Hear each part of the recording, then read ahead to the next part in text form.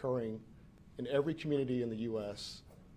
We talk about the different things that are most vulnerable in our communities receive through text message, email. I know personally on Saturday I received about 6 phone calls in 2 hours for different scams. Just this past week, we had one of our residents in Spanish Fort come to us believing that they were a victim of another scam.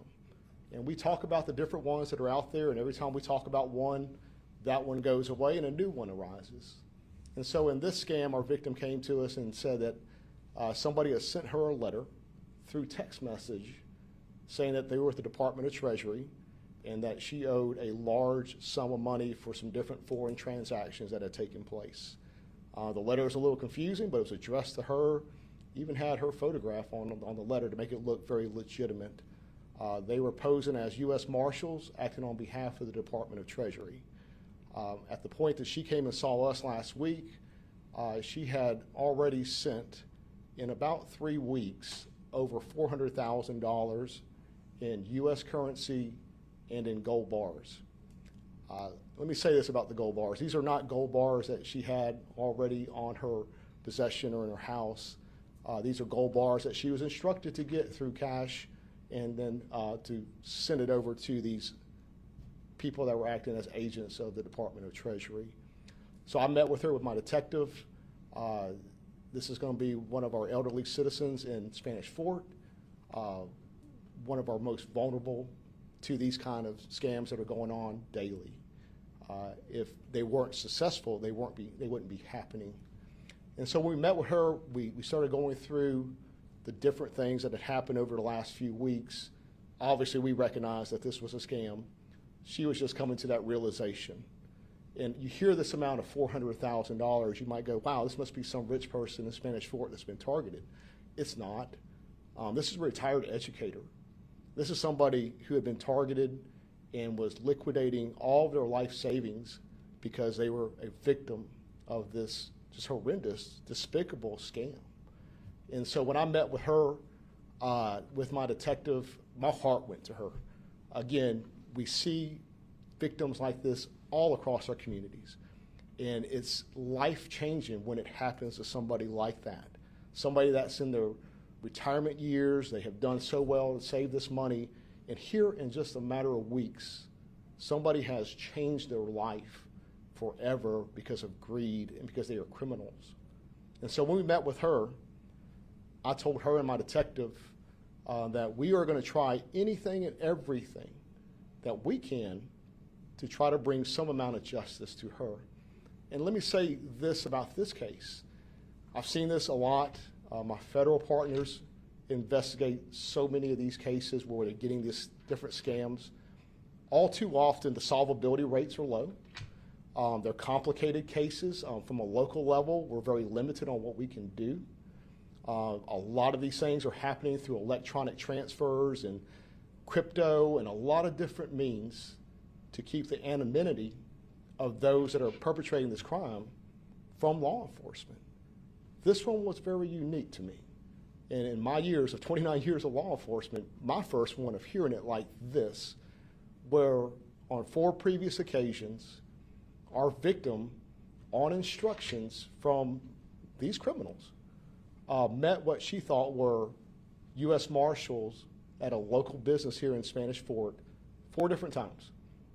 First 3 times, providing gold bars. 4th time, providing a large sum of money. And I can tell you, without getting into the details of the case, that very well organized. These are people that do this for a living. They had certain protocols they had in place to keep their identities concealed. They had protocols in place when they were making these meets with our victim to ensure it was our victim they were meeting with, to make sure law enforcement was not involved. And so great lengths that they went through to perpetrate this ruse. And so to me, that was a very unusual thing. In today's society where everything's electronic and everything's done by phones, gift cards that you hear about, that they're getting these numbers from credit cards, to have somebody actually coming to meet a victim and getting unusual things, cash, gold bars, something we don't see. And so we work with our victim I'm very proud of my detective and all the work he put in last week, because he worked every single day to make this happen. And so we worked with the victim to get the information that we needed about what they wanted for this next drop.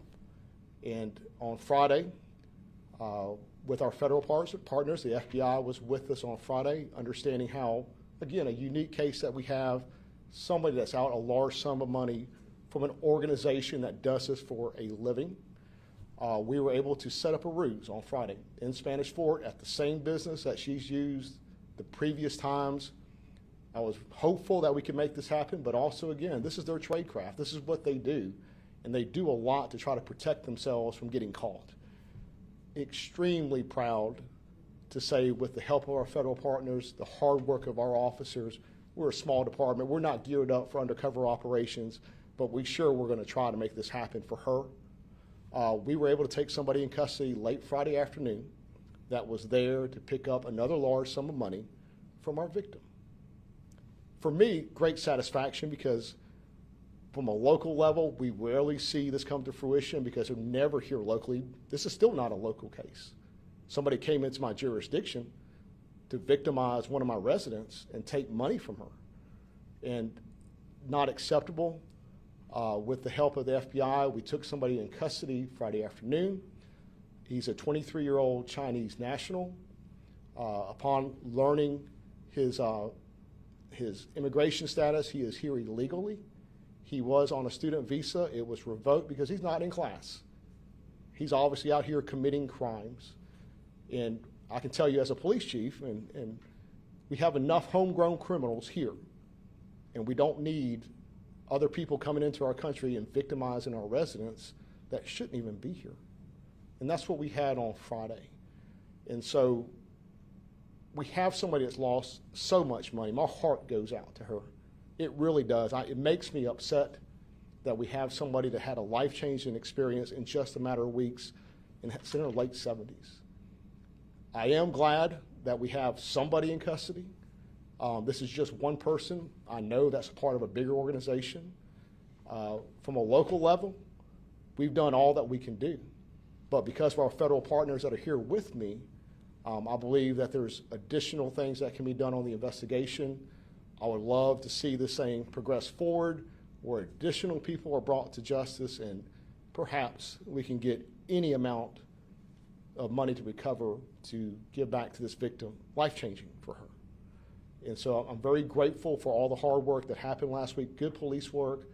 We had a victim that was determined, once she realized what happened, to try to get some justice too, and it wouldn't have not been successful without her understanding that we needed some help with this case, and I hope more people go to jail as they should for it.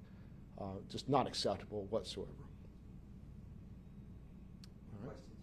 Could there be any other victims? Yeah, so based on what I saw, and I saw text messages and some other evidence on how they were operating, this is not a wonder.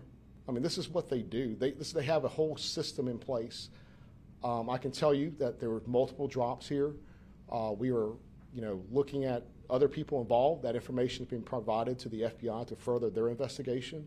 I believe it's a well-run organization. I think this is one of those that's out there constantly doing it. We would not receive all these text messages and phone calls constantly if they were not successful in some manner. And here they were successful, preying on the most vulnerable in our community. And I'm interested to see where this goes, because we know we have somebody that is from China that even should not be here, that was actively participating on this in Spanish Fort, Alabama on Friday. There's a lot more to this. Cash and gold bars. What do you think made the gold bars enticing? I don't want to speculate that because there's a lot more to be done with this case. I can tell you that that's unusual. Most things nowadays are electronic, looking for gift card numbers, credit card numbers, electronic transfers, because there's a lot of anonymity to that. And so to expose somebody as a courier to make an actual pickup, very different kind of tradecraft. What can you tell us about this 23-year-old Chinese national? Are you guys releasing his identity at this time? So, yes, we will release his identity. I will not even begin to try to pronounce his name, but we have his identity here. It appears he was living in California at some point. I don't know if that was his current address or not. But again, he was supposed to be here on a student visa. He is not in class, so his visa is revoked. He's committing crimes in our country, so he never needs to step foot again on the streets of the United States as a free man. He shouldn't be here. He's a criminal. What is your advice to the community? Because clearly this victim, she was duped, thinking that she was being talked to by the Department of Treasury, by U.S. Marshals. What are some ways that you can tell the difference between something that's real or something that's a scam? So, good question. We talk to everybody about, there's so many things out there that look legitimate. And you have somebody, again, an older lady, she's very trusting. This is somebody that says they're from the U.S. government. And so, she's cooperating in her mind with what she thinks she's doing the right thing. If there's any question about the legitimacy of a text, letter, any email that you receive, contact your local police department first. And we talk about the different things that you can do to protect yourself, but talk to your local police department, provide them the information, and we can take a look at it and go, yes or no. It was very obvious to us when we met with her on Monday, 1 second looking at it going, this is a scam. But they went through a lot of links to make it look legitimate.